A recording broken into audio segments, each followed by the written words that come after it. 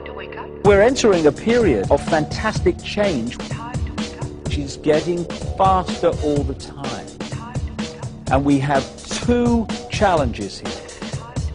Two challenges, one after the other. The first is to open our minds, start taking responsibility back, and remove this edifice of control and suppression of information, which will allow the full flow of knowledge of who we are to flood into the public arena. Once people start to realize who they really are and the nature of life, then we can go into stage two, which is the incredible consciousness shift that is going to happen, and is happening for many people already, but can happen for everybody if we open up to the knowledge of what's going on. And to do that, the edifice of suppression has to go.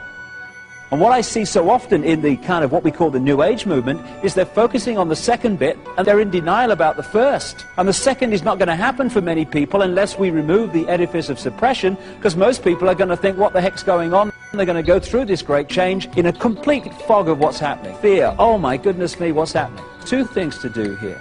One is to start focusing on how the world's controlled, identifying it, removing it. Secondly, then we can concentrate unhindered on the transformation spiritually that is unfolding to the year 2012 and beyond. We have a situation where the idea has been to turn us into left-brain prisoners. Even conventional science accepts that the left brain is where we get intellect, logic, physical worldview. Can I touch it, taste it, smell it? Okay, it must exist. In the right brain, you have the bigger picture, the connection with the cosmos. That's where the artist, the inspiration, the creativity comes from. The institutions of education, of science, and all these different areas of information, the media too, they're pumping information of a left brain variety and suppressing this. What we call education works like this. Information is pumped into the left brain, most of it completely rubbish. And what students are asked to do is to hold that information there, and then when they get an exam paper in front of them, to regurgitate that onto the paper. If they remember it and put it there well enough and repeat what they've been told, they pass the exam and progress. If they take that information in the left brain, transfer it to the right and start filtering it and questioning it and saying, well, does it make sense? What do I think about this? And then tell the exam paper, oh, actually, it's a piece of shit, this stuff. Then they don't pass the exam and they don't progress. The education system is completely built to create left brain prisoners who are basically sponges of the official version of life. We can just balance those two sides of the brain, the intellect and the spirit, the mind and the heart, then suddenly we're transformed in terms of our perception of ourselves.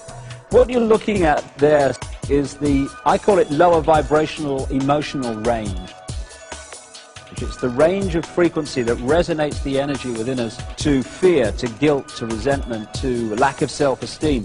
And the more that we are manipulated to feel those things, and the more we manipulate each other to feel those things, the more what I call that cesspit vibration of low vibrational emotion gets more and more full and more difficult to get through, and therefore out to the multidimensional state that we can get into as we reconnect with the ocean, with the cosmos. This is why when people start on this spiritual journey, the reason that they start to realize when they start to walk the journey that all hell breaks loose in their life, that structures break down in their life and they think, crikey, if this is spiritual. I remember me, when I started on this route, my life broke down in so many ways. I thought, if this is spirituality, you can stuff it. I don't want to know. Why does it happen to people? Because when you put out your intent, this is what I want to achieve, that intent energy will always draw towards us what we need to achieve that intent. So if we're going to reconnect with the cosmos, then that intent will draw to us the experiences necessary to achieve that. What we need to do to achieve that connection is to clear out that cesspit level of low vibrational emotion. And so we draw into our lives people, experiences, what have you, that make sure that we can no longer do that, that this has to come out and be processed, and we have to clean out all this emotional debris that's disconnecting us from who we really are.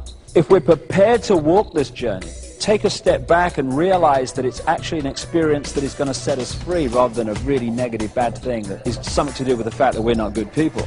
Must have been something terrible in a previous life. I hear that all the time. These challenges are to help set us free by cleaning this out. It's important we understand that. And I find that there are so many people in what's called the New Age who are still operating on a fraction of who they are because they're not prepared to do what is necessary and take the challenges. And we all have this stuff within us to remove and process. When you do, that's when you can start talking about freedom. People talk about a soul. For me, what we call soul, the highest expression of ourselves, is pure love. I don't care who you are, what your background is, what you've done. I don't care if you're Henry Kissinger or George Bush or David Rockefeller or the Queen of England or any of these guys that have been manipulating the world and still are. At that level of yourself, you're pure love. Everyone is. But we can become disconnected from that level and manifest in that disconnection anything but pure love. But that's what we all are, all of us. And when we get disconnected, that's when the problems start, and the imbalances start, and the imbalanced behavior starts. When we're born into a physical body, if we maintain that connection with pure love, soul, then we have the eyes and ears information coming in, telling us and giving us a fix about the world around us. And we have the connection with soul, the intuition, which is guiding us from another perspective. We have both.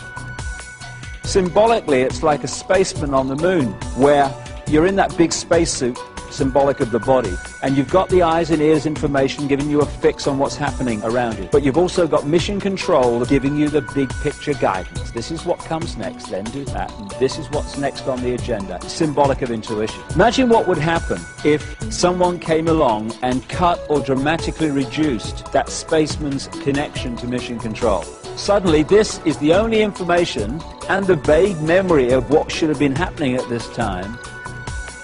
And that spaceman's behavior would dramatically change within seconds and minutes compared with what it would have been had mission control stayed in big picture contact. And that symbolically is what happens to us when we come into this world. When we're born, the conditioning starts, the programming starts to disconnect us from mission control, soul.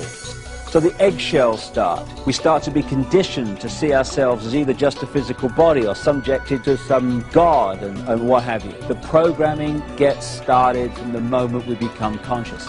And if we can just break that eggshell and we can express the true nature of who we are and not live someone else's version of what we should be, when the eggshell cracks, we reconnect with mission control. And at that point, we taste freedom. That is the challenge now that we all have and the opportunity we all have. Chinese have a word that means both danger and opportunity. We're at the point now of that choice. Because that's what life is. It's a choice and learning from the consequences of the choice and making different choices and learning from the consequences of them. That's what evolution is. And we're at a point now where we can make incredible leaps as this 26,000-year cycle comes to an end. It's going to be one heck of a challenge. But no matter how challenging it gets, one thing remains constant. We live forever. We are everything, and everything is us. Whatever we're experiencing in this moment, it's just an experience. We live forever. We are genius. We've forgotten we're genius. And that's why a few people run the world. We can think hate, we can think love. We can create a world dominated by hate and fear, or we can create a world dominated by love, compassion.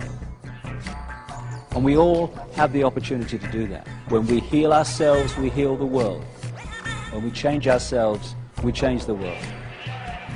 When we love ourselves, we love the world. And when we love the world, it manifests in a very different form to the one I've been talking about over these thousands of years of manipulation. Freedom is upon us. Time to grasp it.